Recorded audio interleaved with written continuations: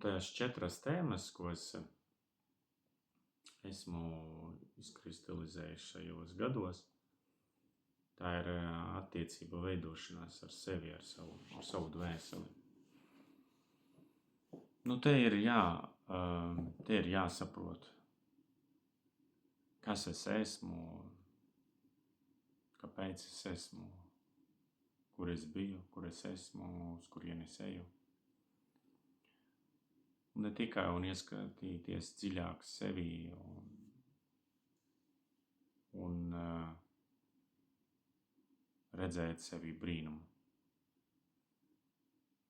Tad otrā tēma, ko es uzskatu arī ļoti svarīgu, lai varētu kvalitatīvi dzīvot gan fiziskajā plānā kopumā, tas viss ir vajadzīgs, gan arī garīgajā plānā.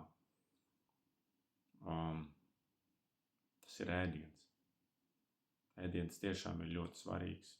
Un tajā visā brīdī, kad es gāju cauri, es sapratu to, ka ēdiens ir pats galvenais,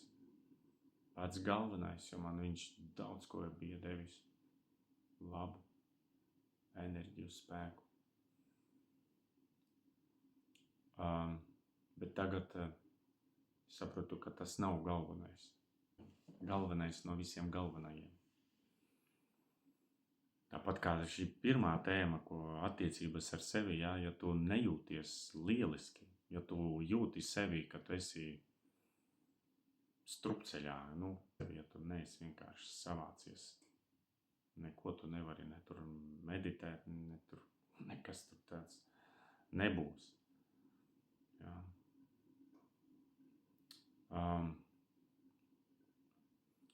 Tāpēc, ēdiens ir viens no, kas ir ļoti svarīgs, lai sāktu saprast vairāk sevi.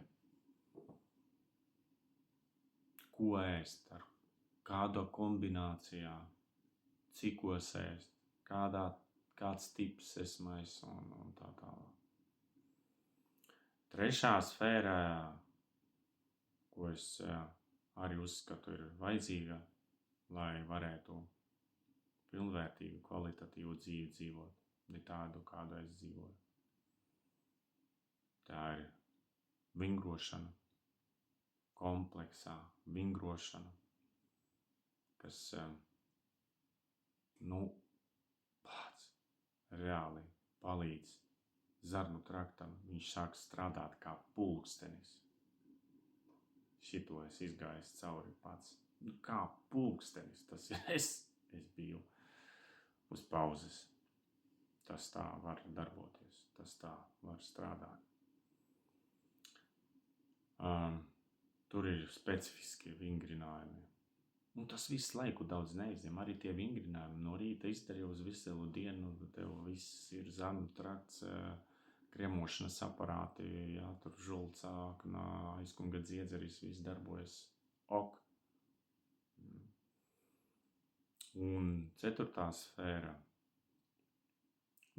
tās sfēras nav 1, 2, 3, 4 pēc skaita likt, tas vienkārši man viņas šitā nāk, šobrīd nāk viņas man pēc tādas secības, tāpēc viņas ir pēc tādas. Tātad ceturtā elpošana. Jā, elpošana arī ir baigi svarīga. Tās elpošanas tehnikas ir tik daudz, visādas, kādas vien tik tur nav. Un es pats daudz, ko esmu izmēģinājis. Un ilgi esmu darījis dažādas un vēl dažādas priekš sevis, lai dabūtu to efektivitāti. Un viņam dažām minimāli efekti man bija. Bet tās tehnikas ir tā kā populāras pat pasaulē, bet man viņas maz ko deva. Un dažas vairāk deva, un citas pavisam ļoti labi deva efektu. Ja? Tāpēc elpošana arī ir ļoti svarīga. Un šīs 4 tēmas ir mums katram jāzina, tie ir pamats, lai varētu sākt dzīvot kvalitatīvu un turpināt savu kvalitatīvo dzīvi. Jeb iesākt no jauna, kā man bija, iesākt no jauna kvalitatīvu dzīvi, jeb arī tiem, kuriem ir ok, turpināt kvalitatīvu dzīvi.